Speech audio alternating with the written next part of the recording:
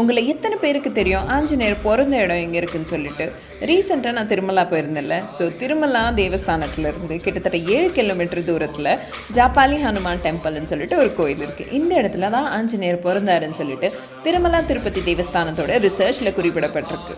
But according to Hinduism, Anjaneyar Anjaneyadri Anjana hills which is located in Gangavathi taluk of Karnataka, இந்த இடத்துல தான் பிறந்தாருன்னு சொல்லப்பட்டிருக்கு. நீங்கள் இந்த கோயிலுக்கு வரணும்னா கிட்டத்தட்ட 1 கிலோமீட்டர் தூரம் நடந்து வர மாதிரி இருக்கும் இன்சைட் த டென்ஸ் ஃபாரஸ்ட். இந்த கோயிலுக்கு ஏன் ஜாபாலின்ற பேர் வந்துச்சுன்னு பார்த்தீங்கன்னாக்கா, Maharishi Jabali, a great saint and a philosopher, கடுமையான தவம் புரிஞ்சாரு இந்த ஹோலி பிளேஸில் to have the darshan of lord Hanuman.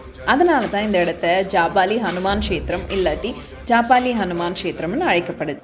இங்கே ஒரு குட்டி குளம் இருக்கும், அதோட பேர் Ramkund. So but nobody knows from where the water is flowing into this pond. இந்த அழகான கோயிலை once in your lifetime மறக்காமல் வந்து விசிட் பண்ணி பாருங்க.